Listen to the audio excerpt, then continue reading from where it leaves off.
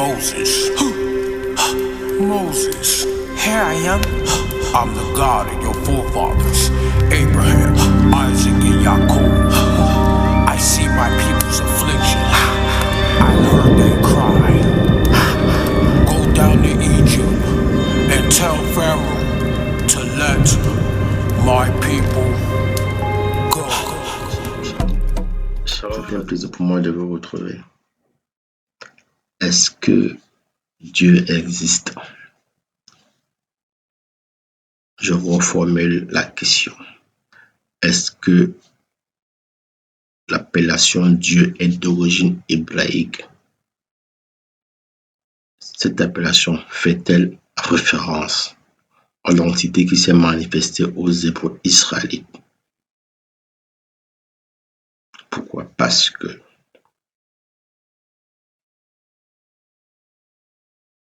nous devions questionner toutes choses. D'entrée de jeu, je vais prendre un précepte dans le livre des Proverbes. C'est un précepte qui nous est destiné et nous invite à méditer et d'y répondre. Proverbe chapitre 30, au verset 2, il est écrit ceci. Oui, je suis le plus stupide des hommes, sans aucune intelligence humaine. Je n'ai pas appris la sagesse et j'ignore la science des saints. Qui est monté au ciel et puis en est descendu? Qui a recueilli le vent à pleine main? Qui dans son manteau a serré les eaux? Qui a affermi toutes les extrémités de la terre? Quel est son nom? Le patriarche nous met face à notre responsabilité, celle de trouver le nom de l'entité des origines, celle de trouver le nom de l'ancien des jours. À l'écran, vous voyez afficher deux ouvrages. L'un est de 420 pages et l'autre 608 pages, pour un total de 1000 pages. Dans les 1000 pages, il est révélé différents noms des divinités. Tous les peuples sur la terre connaissent le nom de leur divinité ou entité. Mais Israël ne connaît pas. Israël ne connaît pas. Depuis la nuit des temps, Israël a tout oublié. Israël croit Dieu est ferme, que l'entité qui s'est manifestée à Abraham, Isaac et Jacob s'appelle Dieu. Matin, midi, soir, Israël invoque des entités étrangères. Et c'est pour son malheur. Nous verrons si Dieu, tel que cité de nos jours, fait référence à ce en quoi nous croyons. Pour ce faire, commençons par Genèse chapitre 1 au verset 1. Prenez votre Bible. Genèse chapitre 1 au verset 1. Nous allons lire et trouver l'origine et chercher la définition de ces termes. Déjà, dans Genèse chapitre 1 au verset 1, il est dit ici, au commencement, Dieu créa les cieux et la terre. Ici, il est mentionné Dieu, ce qui renvoie à Strong 40-30. Et la Strong 40-30 renvoie à Elohim. Donc, si je viens ici, vous voyez ici, au commencement, Dieu, ils disent que ça renvoie à Elohim. Ici, ils disent que Dieu signifie Elohim, c'est un nom masculin pluriel. Déjà, Elohim, c'est pas de l'hébreu ancien, c'est du yiddish. En gabarit, c'est plutôt le terme Alahim. Alahim, qui est le pluriel. Donc, Alahim et non Elohim. Et lorsqu'ils disent Elohim, quelle est la définition? Quel est le sens qu'ils donnent à ça? Ils disent quoi? Elohim signifie juge divinité, ange, Dieu. Et dans un autre cas, comme un Dieu, possession de Dieu, le vrai Dieu Elohim. Vous voyez ici, ils n'ont pas une définition précise. Ils sont dans ce qu'on appelle le tâtonnement. Nous prenons notre exemple. Dans Matthieu chapitre 22 au verset 32, il est écrit ceci. Je suis le Dieu d'Abraham, le Dieu d'Isaac, le Dieu de Jacob.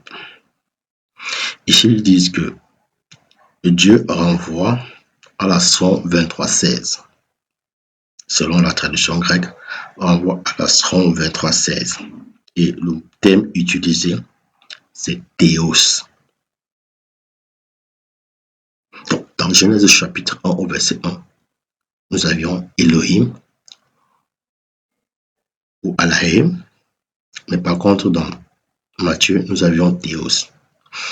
Et comme le disait le patriarche, il est de votre responsabilité de faire des recherches. Qui est Théos? Maintenant, quelle est la définition grecque de Théos? Ils disent quoi? Théos signifie un dieu ou déesse, nom général de divinité. La divinité, la Trinité. Dieu le Père, première personne de la Trinité. Christ, la seconde personne de la Trinité. Le Saint-Esprit, la troisième personne de la Trinité. En 3, ils disent, c'est dit du seul et vrai Dieu, en référence des choses de Dieu, ses conseils, ses intérêts, ce qui lui est dû, tout ce qui peut en une certaine manière être comme Dieu, ce qui lui ressemble sur certains points, ce qui représente Dieu, les magistrats et les juges. Donc, ici pour eux, Dieu représente tout un désordre, toute une instabilité définitionnelle et autres. Ils sont dans ce qu'on appelle l'embrouillement. Donc, comme on dit, à chaque fois que vous priez Dieu, vous êtes dans la confusion, dans l'égarement, parce que vous invoquez le désordre, vous invoquez l'instabilité spirituelle et autres. Je m'adresse à Israël, je ne m'adresse pas au monde. Donc, Israël, chaque fois que tu prononces le nom Dieu, c'est le charbon ardent que tu déverses sur ta tête. Les païens n'ont que faire du véritable nom, car ils ont leur croyance, ils ont leur divinité. Et parmi les divinités, il y a Théos, il y a Dieu, il y a Zeus, consort. Je vais aller dans Ésaïe chapitre 42, verset 8. Nous allons prendre quelques traducteurs qui ont tenté de proposer le nom. Si nous prenons la Bible, le maître les assis. Il dit, je suis le Seigneur. C'est là le nom qui m'est propre. Seigneur, c'est pas un nom. C'est pas un nom. Donc, David Martin, je suis l'Éternel. Ancien Testament, Samuel Cahen, je suis Jéhovah. On descend plus bas, on prend Auguste Crampon, il dit, je suis Yahweh. Bible Pierrot Clamart, je suis Yahweh. Ici, nous avions deux traducteurs qui essayent de proposer des noms.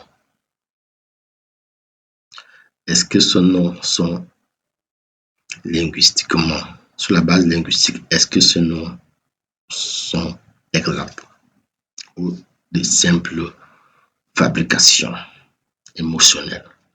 Déjà, je prends le cas Jéhovah. Ici, ça c'est la Bible. selon la tradition des témoins de Jéhovah. Vous devez noter que les témoins de Jéhovah, c'est juste un démembrement du christianisme et autres. Ce sont des gens qui se retrouvent autour d'une idéologie contraire aux catholiques, mais c'est toujours des gens qui sont au service de Satan. Ce sont des gens qui sont au service de Satan. Ils disent quoi? Je suis Jéhovah, c'est là mon nom. Je ne donne ma gloire à personne, ni ma louange aux statues. Ils disent Jéhovah. Déjà, ce nom Jéhovah est une fabrication de William Tyndale qu'il inséra dans la Bible du roi Jacques, et c'est en l'an 1600. Et c'est ainsi que la prononciation Jéhovah fut imposée. Donc, William Tyndale est à l'origine du nom Jéhovah. Il dit être parti sur la base du tétragramme. Regardez bien. Un étranger, un païen, qui vient fabriquer un nom qui, avec le temps, s'est imposé. Un nom mensonger. Nous prenons notre exemple. Nous avions Je suis Yahweh, c'est là mon nom. Je ne donnerai pas ma gloire à un autre, ni mon honneur aux idoles. Yahweh, c'est Heinrich Friedrich Wilhelm Gesenius qui popularisa la prononciation hypothétique de Yahweh dans son manuel hébreu et araméen. C'est ainsi que Yahweh rejoignit Jéhovah comme seconde prononciation conjecturée. Donc voilà les deux païens à l'origine de la tromperie, voire l'abrutissement de masse. Le premier, c'est William Tyndale qui inventa le nom Jéhovah sur la base des tétragrammes. Et le second, à l'origine du nom Yahweh, c'est Heinrich Friedrich Wilhelm Gesenius. Donc voilà ceux qui vous ont ouvert les portes de la mort. Chaque fois que vous dites Yahweh, vous invoquez des entités maléfiques. Chaque fois que vous dites Jéhovah, c'est la même chose. Quand vous dites Dieu, vous faites référence à Théos, selon la mythologie grecque. Dieu n'existe pas. Dieu n'existe pas. Qu'on cesse de vous tromper. Genèse chapitre 1, verset 1. Alaïm. Alaïm, c'est pas un nom. Alaïm, c'est pas un nom. Certains viennent de vous dire non, Elohim, c'est non, non. Ça ne se dit pas Elohim, ça se dit Alaïm. C'est pas un nom. L'Éternel a un nom.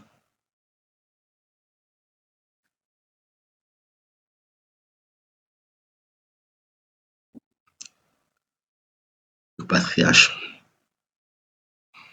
insiste à ce que vous preniez vos responsabilités.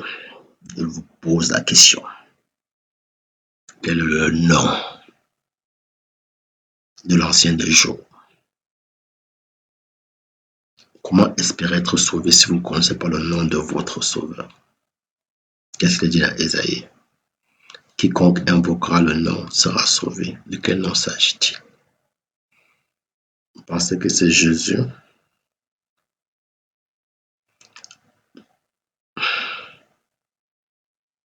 Mais bref, c'était juste un échange aussi fraternel. Et je vous invite à prendre votre responsabilité, celle de faire des recherches. Dieu, c'est pas bibliquement, c'est pas linguistiquement, c'est pas culturellement correct. Yahweh, non, c'est une folie. C'est le type à l'origine de ça. Arrêtez, il faudrait arrêter à un moment donné.